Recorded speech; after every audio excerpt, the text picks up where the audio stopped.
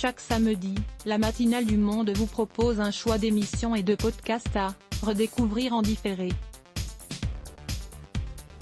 Le Monde, 16 juin 2018 à 6h46. Et derrière une grande table en bois au fond d'une caverne, le Café Israël, à Jaffa, que Serge Moati a réuni des personnalités israéliennes et arabes nées en 1948.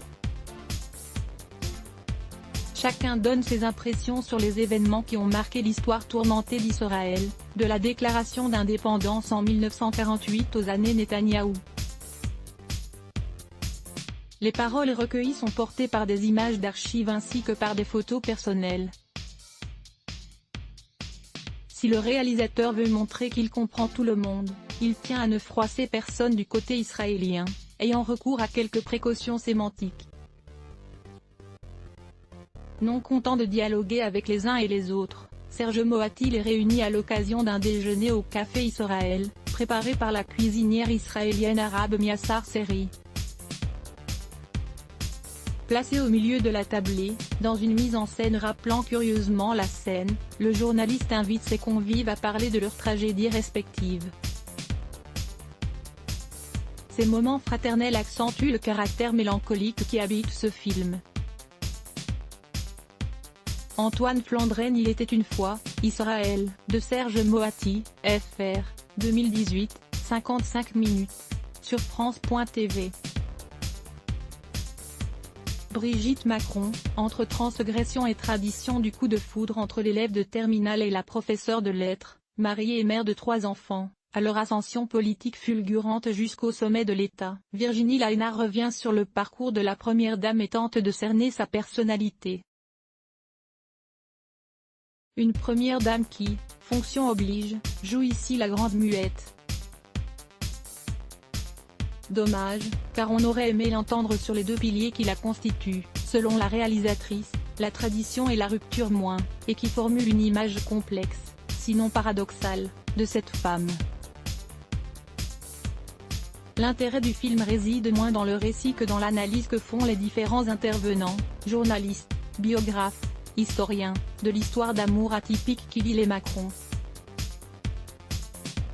Relevant le rôle essentiel joué par la dame auprès de son époux, tous soulignent, derrière l'éternel sourire de félicité qu'elle affiche, son ambivalence entre transgression et tradition, s'exprimant désormais à travers son lot habité de sens de première dame. Christine Rousseau. Brigitte Macron, un roman français, de Virginie Laïnard, fr. 2018, 90 minutes. Sur France.tv.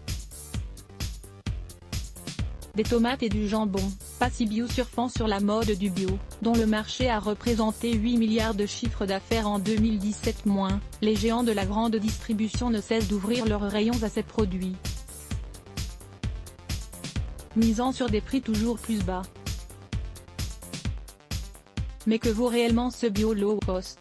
C'est ce qu'a tenté de savoir Eric Wastio, qui s'est penché sur cette filière en interrogeant des industriels, des distributeurs ou des petits et moyens exploitants. Son enquête met notamment en lumière des modes de production proches de ceux de l'agriculture conventionnelle. Comme en Andalousie, chez un fournisseur de Carrefour qui produit 200 000 barquettes de tomates par jour, ou encore Fleury Michon et son jambon 100% bio contenant un additif, le E250, suspecté d'être cancérigène. Pour autant, vendre au plus grand nombre en respectant la philosophie du bio n'est pas forcément une équation insoluble, comme le démontre la chaîne Biocoop, qui valorise le commerce équitable et la production locale.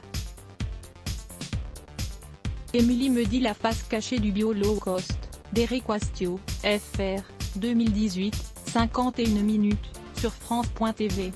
Derrière l'écran, à manger tous les mercredis, Guilhem Malicène passe à table. Dans Bouffon, sa série de podcasts, le youtubeur reçoit 2 invités pour parler cuisine et alimentation, sans chichi.